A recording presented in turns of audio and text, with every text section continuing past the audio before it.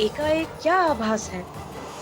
ऐसा प्रतीत हो रहा है मानो माता रानी है, यही कहीं है, किंतु वो तो आ नहीं रही है। फिर ये किस बात की अनुभूति हो रही है?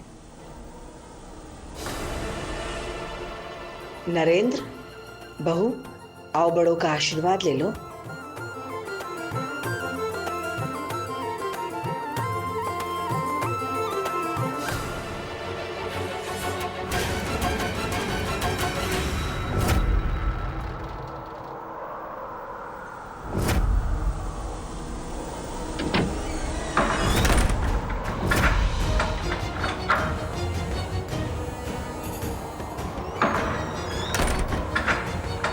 ये झंझावट कैसा?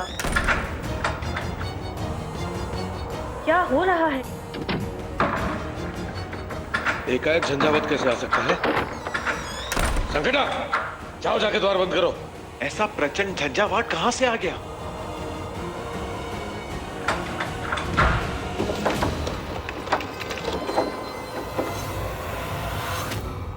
भीमा, ये कैसी ध्वनि है?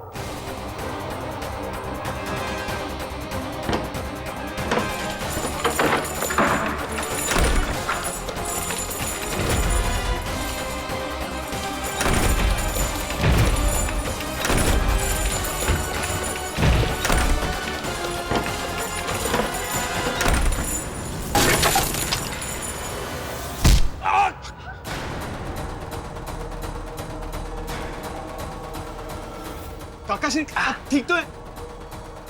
मंदिर का ताला कैसे खुल गया? भीमा, इस मंदिर के द्वार को ठीक करा कर जल्दी से बांध। ये मंदिर नहीं खुलेगी।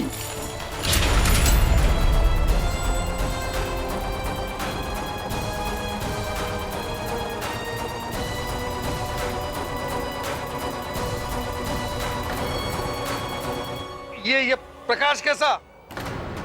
क्या पता काकाश्री, मैं स्वयं अचंभित हूं कि बरसों से बंद पड़े इस मंदिर से प्रकाश कहां से आ रहा है।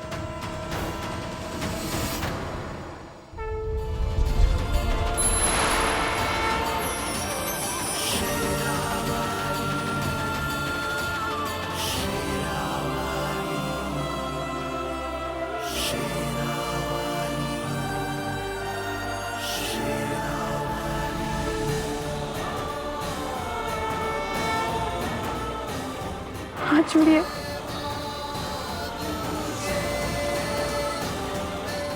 माता रानी, आपकी लीला अपरंपार है। आपने दर्शन दे ही दिए। ये क्या लगा रखा है? मैंने कहा था ना कि मैं एक तार्किक व्यक्ति हूँ। देवी देवता और ईश्वर में नहीं मानता मैं। ये माता रानी का नाम क्यों ले रही हो? ये सब कुछ नहीं होता, मन का भ्रम है, असत्य है। असत्य? स्वयं माता रानी हमारे समक्ष खड़ी हैं और आप उन्हें असत्य कह रहे हैं? बंद करो ये नाटक। उस वैष्णो देवी का मेरे घर में प्रवेश करना असंभव है। और तुम, किसी कार्य में मन लगता है तुम्हारा? कोई कार्य ढंग से कर सकती हो? अरे क्या? जी जी जी, मैंने कहा था ना कि इस मंदिर के द्वार को इस तरह बंद करो जो कभी खुल ना पाए।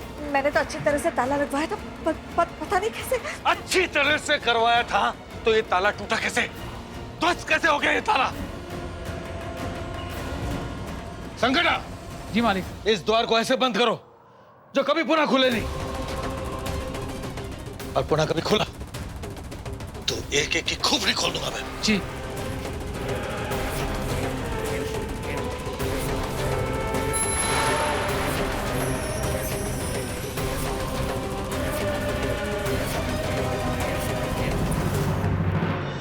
भारती बिटिया, बाहर दो लोग तुम्हारी प्रतीक्षा कर रहे हैं। कहाँ? वृक्ष के नीचे तुम्हारा और भक्ति माई का नाम ले रहे थे। कौन हो सकते हैं? कह रहे थे कि मामा मामी हैं तुम्हारे। मामा मामी आए हैं?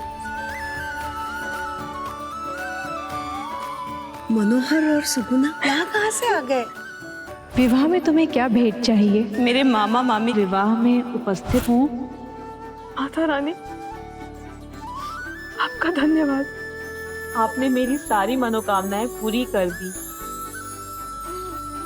मामा मामी आए हैं, मैं उनसे भेंट करने जा सकती हूँ?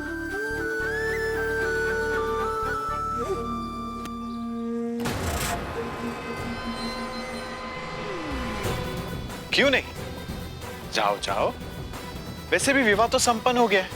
मैं तो कहता हूँ कि नरेंद्र भाई को अपने साथ ले जाओ, दोनों मिलकर मामा मामी का आशीर्वाद ले लो। नहीं नहीं, पिताजी क्रोधित होंगे। अरे नरेंद्र भाई जी, इतनी चिंता क्यों करते हो? भयभीत ना हो, विवाह तो संपन्न हो गया, अब यहाँ क्यों रुकना? और रही बात काकाश्री की, तो उन्हें मैं बोल दूंगा, तुम जाओ।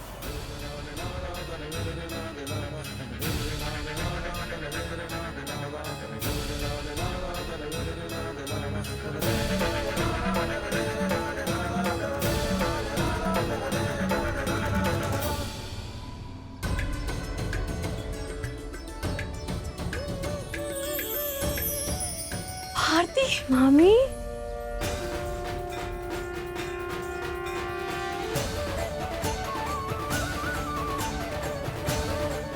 भारती, प्रणाम दीदी। दीदी, हमारी भारती इतनी बड़ी हो गई, विवाह हो गया इसका। अभी अभी संपन्न हुआ।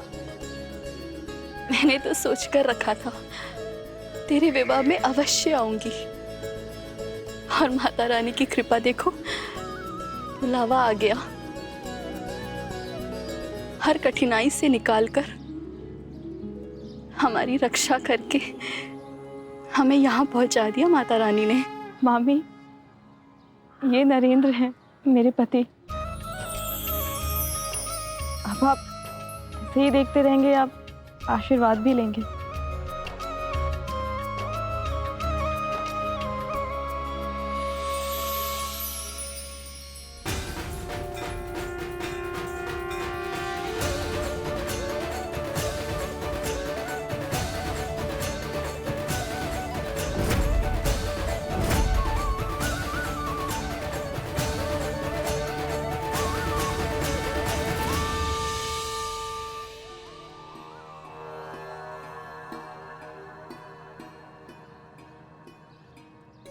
मामी, आपका हाथ तो स्वस्थ हो गया। ये सब भी माता रानी की कृपा है। आपसे कितनी बार कहा है, कब से माता रानी के दर्शन की प्रतीक्षा में बैठी हूँ। यात्रा के लिए धन भी तो चाहिए ना। जय माता दी। आप ये हट छोड़ दो सुगना, मैं तुम्हें माता रानी के दर्शन के लिए ले चलूँ। अब तो भोजन ग्रहण कर लो, मैं जल लेकर आता हूँ।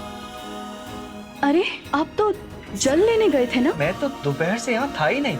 हे माता रानी, आप स्वयं यहाँ तक आई और मैं आपको पहचान भी ना पाई, दर्शन भी नहीं हो पाया। अपने इस निर्धन भक्त पर कृपा कीजिए। ओ सुगना बहन, तनिक बाहर तो आओ। सुनिए, आप शीघ्र ही सारी व्यवस्था कर लीजिए। कल प्रातःकाल ही हम माता रानी के दर्शन के लिए जाएंगे।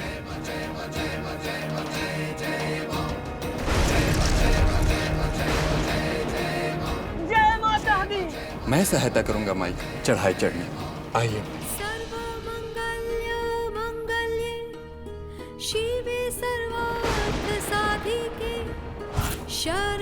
ये सब छोड़ो भारती, हमें माता रानी के दर्शन के लिए नहीं ले जाओगी? अभी चलिए।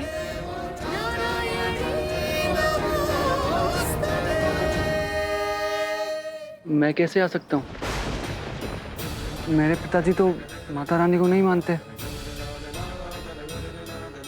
मैं तुम्हारी यहीं प्रतीक्षा करता हूँ, तुम जाओ। काकाश्री, सब कहाँ है? अब काकाश्री, वो विवाह संपन्न हो गया तो भारती अपने मामा मामी से भेंट करने और आशीर्वाद लेने चली गई। मामा मामी और नरेंद्र वो भी?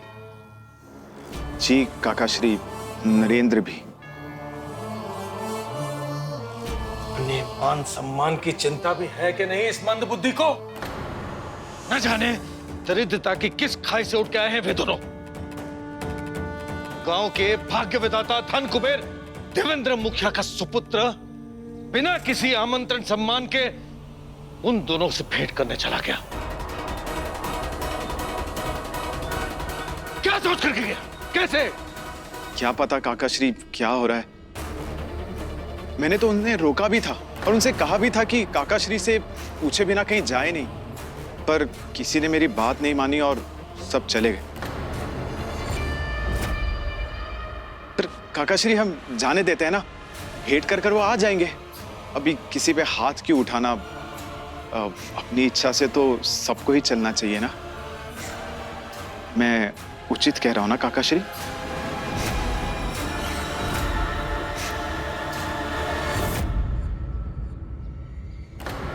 उचित अवसर पर आग में घी डालना कोई तुमसे सीखे।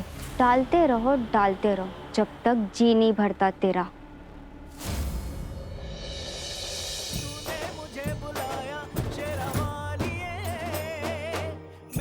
जय माता दी। माता रानी, आपके आंगन में अपने पग रखूं, इस योग्य नहीं मैं आपको देख सकूं। ऐसे नैन नहीं मेरे, आपके द्वार खड़ी हूं। दर्शन दीजिए माता रानी, अपने इस भक्त का उद्धार कीजिए, कृपा कीजिए माता रानी।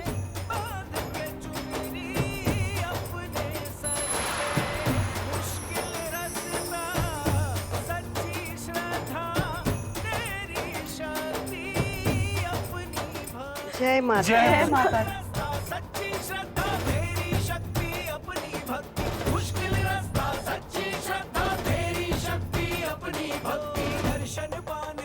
आपके इस अलौकिक रूप का दर्शन करके जीवन सफल हो गया।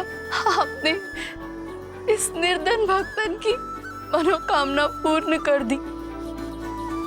माता रानी, आपको कोटि कोटि नमन इस कृपा के लिए।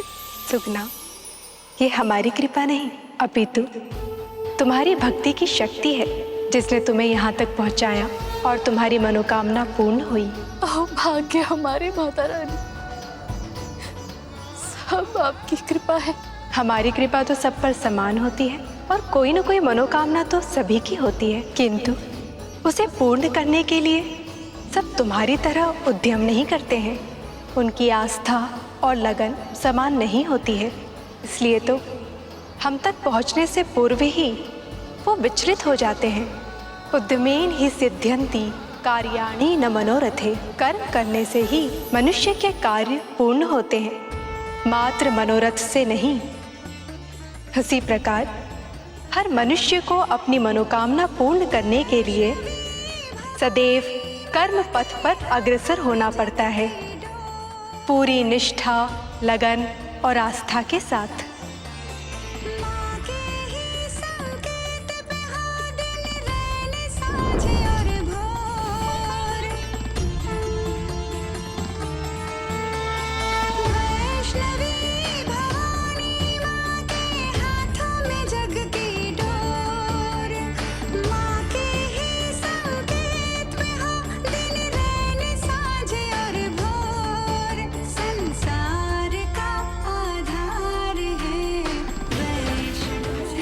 जय माता। भारती, तुम्हारी तनी हुई भ्रुकुटी और माथे पे पड़े ये बल ये जता रहे हैं कि तुम इस बात से व्याकुल हो कि आज नरेंद्र तुम्हारे साथ क्यों नहीं आया। सरल नहीं है तुम्हारी यात्रा, कठिनाइयाँ, बाधाएं पग पग पर तुम्हारी प्रतीक्षा कर रही हैं। निराश तो नहीं हो जाओगी ना भारती? पराजय तो नहीं स्वीकार कर लोगी ना? कतई नहीं माता रानी। माता रानी, सबसे जूझ कर जीतूंगी यदि आप मेरे संग हैं माता रानी। कल्याण हो।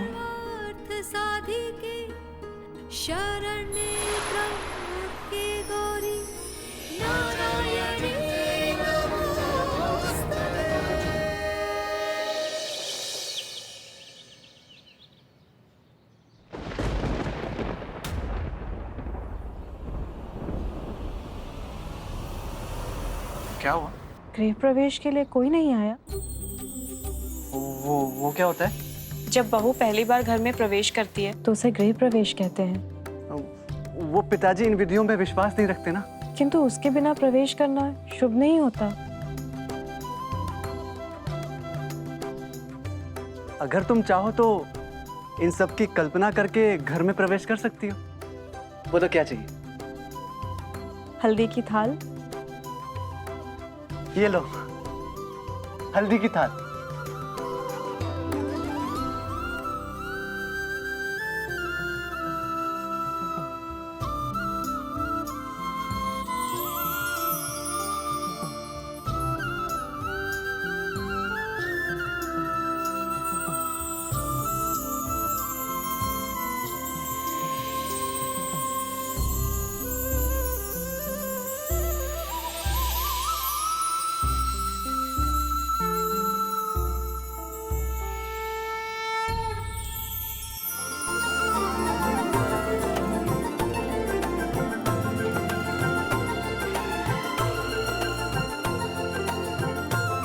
अब चावल का कलश रखिए।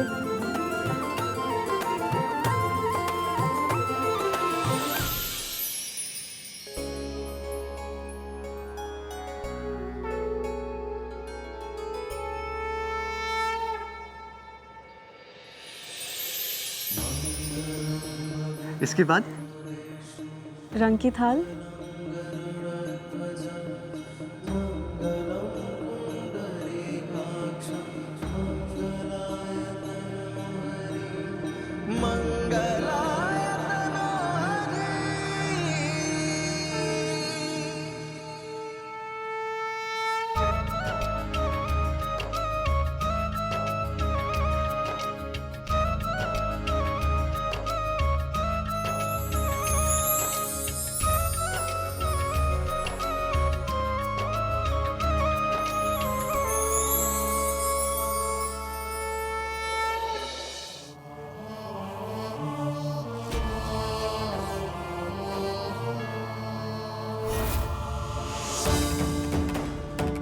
नरेंद्र, भीतर जाओ, बहू से बात करनी है।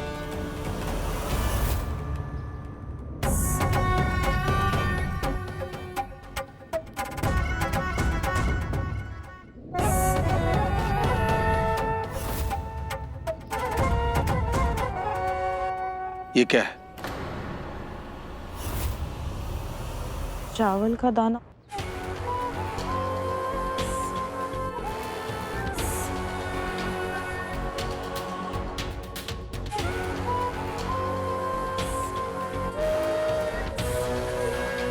वो जो गया ना, वो कंकड़,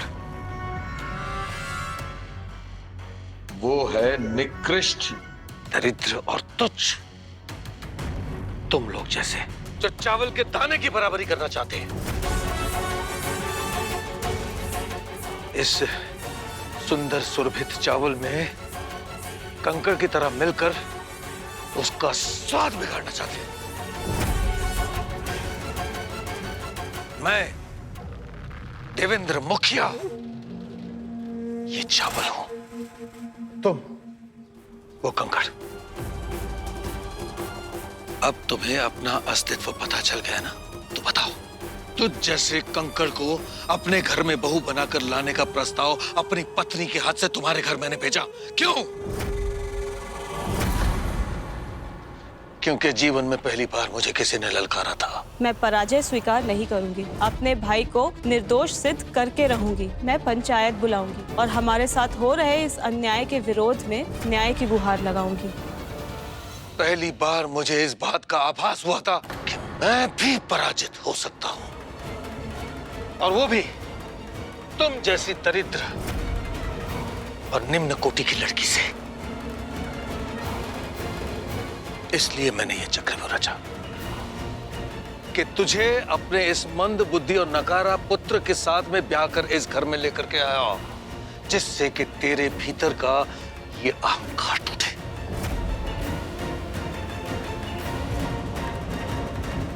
तुम्हें इतना विवश कर दूं, इतना विवश कर दूं कि तुम मुझसे दया की भीख मांगो, तड़पो, चीखो, चिल्लाओ, किंतु तुम्हें न दया दूं न मृत्यु।